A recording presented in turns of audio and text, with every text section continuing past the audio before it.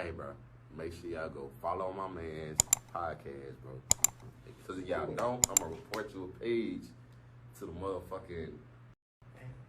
Damn. I'm going to report that shit to IG.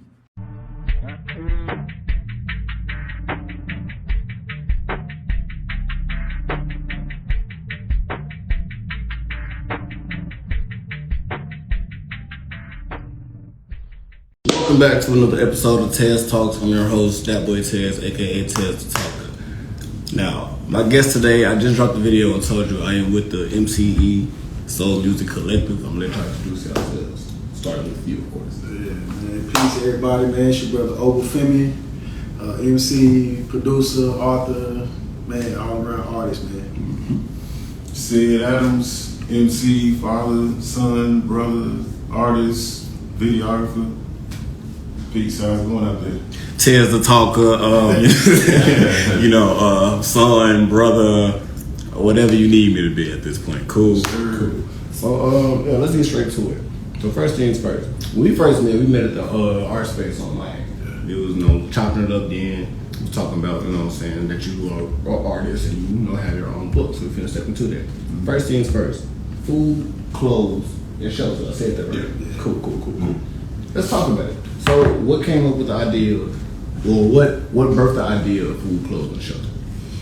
Man, food, clothing, and shelter is just essential everyday things that we need as human beings. But we want to kind of delve into how these things affect our community, our pursuit in these, what we're willing to do, the disparities our community faces with access to, we're talking about equality or equity in our community as it relates to food, clothing, and shelter. So we wanted to go into that. Okay. Yeah, and also it's a branch off another EP we already did, Red, Black, and Green. Mm-hmm. That's on YouTube as well. We shot a video, like a 16-minute video, but it's kind of like anthology or something, man. It's food with Red, Black, and Green, food, clothing, shelter, and needed something else. Okay. And I can speak about that at the moment. So because I kind of peeped the little theme that y'all was doing. So food, clothes, shelter, red, black, green. If I might have said that in the wrong order, but it's like a trio. Yeah. And I know that y'all missing one person. So with that being the case, what's the why is it 3 songs? Like is there just like a theme to make y'all different from everybody? It's a thing, like you said, like food, clothes, and shelter is a necessity, of course. You know what I'm saying? And red, black, and green is the Pan-African flag, man. Mm-hmm. It's blood, people, land. But the theme is just showcasing the everyday things of black people, us. You know what I'm saying? All those things coincide with us, man, on the EPs. So. And it's power, it's power in the Trinity, man. Mm-hmm. People from religion to, they say the greatest wonder in the world is the pyramid. So, there's power in the 3. So. You got a point, because we always say back. I was just talking to somebody yesterday. Mm-hmm. I was like, how did they build the pyramids? Them things huge, and us being, the way we were back then, we wasn't just known to be big, strong people, but we had strength in numbers. Right. So it's like, it's possible, but with the technology enough, strong enough to lift those things, or how much people do we have to use just to lift those things? So it's a full circle moment. We just... I heard a lot of stories about the pyramid, like it looks like a pyramid under the ground. Yeah. It's mathematics. Understood. So, let's rewind. So, how did the 3 of you meet? I know y'all missing, I don't know his name, but I'm missing him. So, it's Malik, the singer. Okay. The singer? Okay. So, he's the singer, man. Understood. I can tell you my part of the story, man. I met my bro right here, man. It's been a minute. I can't say how long ago. It's been a long time. We got another guy that he rap, Big Grip. Okay. And shout out to Grip. But man, he was like, my guy do production, do beats. So I was going in and getting beats from him, and long story short, I was getting beats. Next thing I know, we writing on them because we got kind of the same content. Yeah. So my brother-in-law, he was doing some singing already. I just brought him along. That's my brother-in-law, the singer. Okay. So he came along with us, and it was MC, and now it turned to MCE. So long story short. Yeah. So man, production that was my forefront, like making beats and stuff like that, sampling and all of that. So Yeah, man, bro reached out to Beats. I had met E as a child, you know what I'm saying? E was part of a R&B group back in the day, you know what I'm saying? So I ended up reconnecting with him. He bought the house, you know. I think E did a song on said first solo project. And then, we were still MNC when we dropped the first project. E did a song with said on there that made the first project. We just kind of combined it all, like, to give us a unique dynamic, 2 MCs and a singer, you know what I'm saying? You don't see a whole lot of groups today in music, you know what I'm saying? Everybody kind of doing the individual things. Cause like the last group that I could say today was, especially rapper was, and mainstream was, with the Migos. Yeah. But you see how the Migos was set apart, and then R.I.P. my favorite Migo, you know, take off, he died on birthday. So it was like once that happened, it really wasn't no point in even, you know, having a group at that point. And then they go on solo, and Offset is making the bigger jump, the money wise, his fan base, and Quavo just doing whatever he do. You know what I'm saying? It's kind of weird. Yeah. So let's speak back on the music. So what's the creative process? I've heard the question before, and all of them are different. Yeah, I figure, you know, sometimes with me, I only need a beat. I just write to what, you know, it's in my head, and then I find a beat to go with it, you know. But if we come together, collaborate on a song, you know, we usually get the beat to each other, and if somebody already wrote to it, we come with a concept, then we just figure around that concept. Really simple, ain't nothing amazing about it. That's true. You know, everybody has their own creative thought process. I know when I'm bored, I'll probably go on YouTube, just turn on like a type beat, like I'll type in a certain rapper, like, okay, let's say I want a Tupac type beat. And you going right to it. Yeah, I just sit there and just write to it, just to see, like, you know, what I can come up with just because I'm bored. Yeah. So, man, the writing process is, I would say, it's changed and morphed over time. Like, I used to, I'm trying to get something to drink, something to smoke. You know what I'm saying? Like, it was like prerequisite. I was gonna do that to get in my zone. You know, nowadays, man, it's more. I would say my music is more content driven. So I'm thinking about ideas, concepts, or things that's going on. When I'm saying, I want to talk about this particular topic. I want to talk about this. So it's more focused on whatever subject matter I want to build on. Unless we just on some MC, just trying to flex our skills and stuff like that. So I definitely understand that, because sometimes, like, when I'm writing, I'm like, okay, what can I come up with right here? I might actually write something like just rapping for real, or sometimes I might think more melodic or more harmonic, just depending on what, like, the beat and how I feel about it, and whatever I'm feeling in that moment. Right. I used to smoke a drag probably a little bit before I saw that, but now I can just whatever, like, I can just come up with something on top of it. It's creativity, man. I mean, if you got it in, you just got it in. Yeah. Okay, so we gonna give a flashback back to an interview I was watching that just dropped. You had an interview with a woman named Michelle. Yeah. She asked you the question. I was like, okay, you know what I'm saying. And you said that y'all incorporated y'all sons to make the beat. So you said your son was 13 when he first started, and he's 14 when he made one beat. And I forget what you said about this. Yeah. So let's talk about it. So is this something that you want your sons to do? Like, make music after the fact? Like, let's say y'all go, you know. I want them to do whatever you want to do, but at the same time, it's good to incorporate the youth in there, because, you know, we got an idea of what we writing and what we looking for. But, you know, the youngsters have a different outlook on everything, you know, it's good to incorporate that with ours. So, I just look at it like, man, our people, like, we are music. Yeah. So, I mean, it's like, it's only a matter of time before you decide you're going to try to record, or you're going to try to sing, or, you know what I'm saying? Like, you all that dibble and dabble in some form of fashion. So I want to be an example of, okay, as an artist, hey, you know, there's opportunities in this fashion if this is what you want to do. Like, you know what I'm saying? You don't have to do this, but I'm going to show you some things that you can do in this process. Like, I didn't tell him to make beats. He was like, I've been making some beats. I'm like, let me hear some. He sent me a track. I'm like, I said,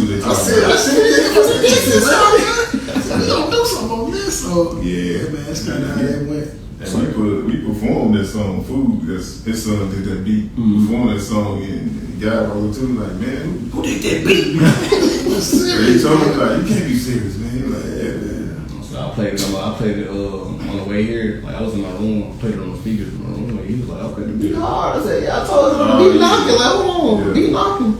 Okay. So you also said on the same exact interview that you wanted your music to inform, inspire, and motivate people. So do y'all think that that's what's been going on for real lately? Like, people that listen to your music, are they actually like informing, inspiring, and motivate people? Like, so yeah, that's a good question, man. I think so. I like to say, people had the concept of studio gangsters. Yeah. You know what I'm saying? They talk one way in the studio, but folks living in a different, like, we trying to live by what we talk about, but what we talk about is what we live in. You understand what I'm saying? So the impact of what we put in the music are things that we actually do in the community. You know what I'm saying? So yeah, I would definitely say our music has had an impact, but it's really based on our actions too. You know what I'm saying?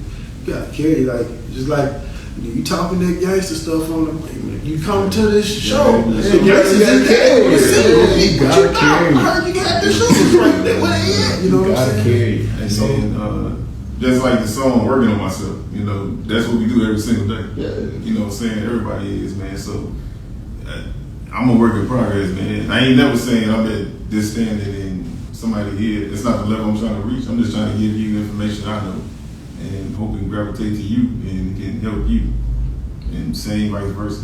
Well, see, like, that's kind of what I've been doing with my podcast. I've been podcasting for about to be 2 years in June. Congratulations. Yeah, I didn't think it'd come up this fast, but it started off, just straight audio, and then once I finally got the little bit of know-how, and I was like, okay, I'm gonna create me a little page and go live until I get the equipment or whatnot. I'll take the equipment, I'll take the lives off of here and enter them on my phone, drop them on YouTube. That's what's up. You know what I'm saying? So I've been podcasting for a year.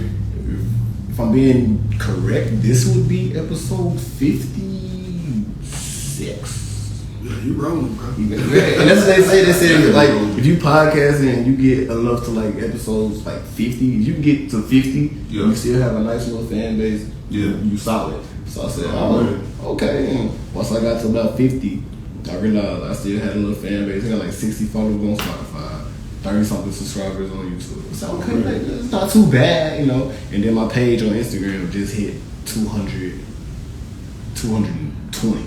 Yeah. So I was like, okay, that's not too bad. If I could just get the equipment, get everybody from this to follow me on YouTube and on Spotify, I could make something out of this. So I'll keep it going. Why not? Okay, cool. So at the end of that same exact interview with Michelle, you also said that you had 2 projects out on the way. Now, you can quote me if I'm wrong for the first name. It was like Cold Minds or something like that. And the other one was a solo project. Yeah. Okay. So what's the status of those projects? And if you got something on the way, of course you could put it on there. Yeah. So Cold Minds is actually, it's an MCE project. Okay. I would say we 75% done with the project, man. That was about a month ago, so 75% is not bad. Well, I mean, it's been a work in progress for a minute now. You know what I'm saying? With just different stuff been happening, man. But we it's overdue. I just say it's overdue. I understand that. My solo project will probably be an EP. It's really ready to go. I ain't dropped it yet, so I'm really kind of looking at calendar and see when I'm gonna drop it. Like you said, man, it's 75% due, man. I mean, just got a couple more stuff to tweak and put on there, but I'm not working on no solo project at this moment. I understand. You know what I'm saying? But we still talk about another EP, because I think an EP is something you can drop whenever you want to drop it. You know what I'm saying? Rather than an album. Yeah, it ain't nothing but an early project. Because when I was real heavy and trying to drop my own music, which I'm probably going to do until I graduate college. I want to focus on school more, so when I get out, I can do the things I want to do. because people that I've been working with or that want me to work with them been trying to get me in the studio since freshman year of my college. But it's like, I'm in band, I'm real busy. I can't just afford to be like, all right, yeah, well, let me hop in the studio. What if I ain't got my work done? So it's like, I'm gonna wait on it. If it happened, it happened. If not, oh well. People know I can write. Yeah. I've been writing poetry or whatnot since 7th grade, middle school. I could have got published then. So I was like, it's there. I just be busy. But yeah, I definitely understand that. It's always a working process. Definitely, you gotta trust the process before you make the progress anyway. So. Definitely, man.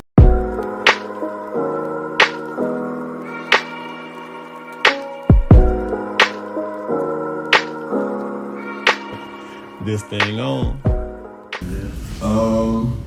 Okay, so you're an author. I remember you telling me that it was in the Space of Name. The name of that book is Everyday Sunday. Yeah. Now, I definitely forget what you told me the book was strictly about and what made you motivate, like what motivated you to write. So can you like elaborate on that? So the book title was Every Day is a Sunday. Okay. The motivation behind the book is, my family, my children, other children that I see, man. I homeschool, so my youngest son, my youngest daughter, I homeschool them. Man, they upstairs right now. Education, I've worked in public school, I've worked in after school programs, man. I see a lot of what we do get and what we don't get. Yeah. And so I wanted to write a book about a child's experience from their eyes of being homeschooled in a family that's centered in their own culture. So the experiences within a week's time, what that looks like, how he interact with his mother, his father, grandparents, what they do in the community, stuff like that. Yeah. And just taking principles from our culture to help guide his life. So that's really what the book is about. Okay. I got 5-year-old grandbaby, man. I read the book to her and she loved it. So Okay. I'm gonna have to go find the book and read it to my little brother next time I see him. Well, no, I definitely agree. I like that because, like I said, I had the opportunity to get published in 7th grade, but me being young, I didn't know that I could make money off of poetry back then. Still, Yeah. That's that stream. yeah, I was like, what? I could have been doing that, and I still write. You know what I'm saying? I could probably like submit some things and get them published. That's another thing I want to work on when I graduate. Like acquiring all my poems, throwing them in the book. It's gonna be titled M.E. It's gonna be a wine glass just spilled over the letters. Yeah. I told them the same thing, man. Like, I do art. Yeah. So I would like take all my pictures, put it in a book. And if I just got the book for myself, just to have, I want to do that as well. So like, that's something you can make money on, something your family can be like, yeah, that was my great, yeah, that was me. I did that. So the talent's there, usually. You know what I'm saying? Like, if you my descendant, my offspring, the talent's there. Yeah, I mean, I come from me. You can do it. Yeah. He said, my pops was my baseball coach. You gotta leave it all out there on the floor. You know what I'm saying? Don't hold back. Like, loose ball, you better die for it. You know what I'm saying? Whoever wants it. So, hey, put it all out there, man. Like, I got some stuff that probably won't see the light of day. You know what I'm saying? It's for me or my family or something like that. Mm-hmm. But, yo, you got the skill, you got talent. It's a gift from the Creator. But the gift is to help make your way, but it's for other people to experience. You know what I'm saying? So if you got it, share it. You never know what your gift could do for somebody else. Yeah. And like once I heard that from my aunt when she passed. She told me that she liked to hear me sing. So I was like, okay. I started to sing a little bit, and somebody was like, bro, I ain't heard you sing since we was. I'm like, yeah, you sound like, well, bro, I appreciate you. Appreciate you too. I was like, okay, that's the case. That's how it's gonna be. And when he told me that, all I heard was my own voice up in my head. So I was like, okay, that makes a lot of sense. That don't make a lot of sense. So, man, I even heard the saying, you live life like you play basketball. You play basketball like you live life. Like, you just scared to do certain things on the court. You probably like that in real life. You know what I'm saying? You kind of work like that, man. I mean, but I learned from one of my uncles. He was like, fear is a construct. Fear can't hurt you, but fear is there to like keep you grounded. it's supposed to keep you grounded. Because you're going to be scared to do anything in life because you're growing in life. You never know what can happen in life. So it's like, okay, fear is going to be there. It's just how you go about that fear. So I said, that make a lot of sense. Because like I said, when I started my podcast, I didn't think I was going to be 50 episodes in. It was just something to do. I was bored at the crib. Right. But you did it though. You did it and I see it. So. Yeah. Because I've been thinking like different ways to incorporate it. Like, let's say I get older, you know, the title Teztalks gets kind of corny. So I'm like, I gotta think of something different when I get. If I want to elevate it, I gotta think of something different. If I want to like, you know, co-host, I gotta think of something different. Add some games to it, maybe, you know, build it up. So I got everything mapped out. It's just a matter of time at this point. Yeah. Always thinking, always. Yeah, they say the most dangerous man is the thinker. So it's like, hey, as long as I'm thinking about my way, I found my way. Man, we ran through these questions quick. I like that. Comments on it. What's up? What's up with you? There's a lot of band folks, a lot of my friends growing up that support me and whatnot, you know. For sure. So, anything else, you know, y'all want to leave us with? Peace and blessings to the fans out there, man. Your fans, ours, you know, just every day is growth, you know, for me. You know what I'm saying? Like, so I'm 44, so I got a whole lot more to know. Yeah, we both 44. Yeah, 22 years older than me. I'm 22. Hey, I appreciate you bringing us on, bro. Oh, man, the talk was like, I've been doing this. We've been trying to get this going on for a while. Like, for real. We had a 7-day Martin King Day, but then that ice storm, snowstorm hit. Oh, yeah. So, all right, bet. We're going to have to wait and see. And then I guess that was God because, you know, Martin King Day of the day, it's Black History Month. Right. So it's like, okay, that's even better. And I'll come out to and drop a Black History Month, you know what I'm saying? So, how we say it's all year. You know what I'm saying? Yeah. Ain't gonna come up black, so I mean. Wake up, look at my skin every day. Yep, black man. Go make some history. Go do something. Let's make it happen, man. For sure, man. You drop your socials and everybody follow people, you know what I'm saying? Drop your socials. Oh man, that's said Adam CED ADAMZ, YouTube, Instagram, not on Facebook like that, but catch me on there. Also, I do, like I said, videography. So majority of the videos we got, I shot it. So you go on YouTube, Instagram, you'll see those too as well. Yeah. You can find the group on all streaming platforms. Our music, MCE. MCESOLMUZIK is our social media handle. Yes, MCESOLMUZIK. Soul Music, like Soul the Sun. Me, you can find me 9OBAFEMI, 9OBAFEMI. I'm on Instagram, Twitter, Facebook, TikTok, YouTube, all of that. So, yeah. And you know what it is. It's the boy, that boy Tez, aka Tez the Talker. I'm gonna leave y'all with a quote from one of their music videos. They don't know I got it though. It says, "Remember, food is the cornerstone of culture and sustenance." So, like I said, with that being said, this is another episode of Teztalks, and I appreciate y'all. For sure. I said, what I look like giving up today, when tomorrow might be the day I win. Not saying I'm the best at what I do, I'm just saying that it's me versus whoever wanna lose. Pick anyone.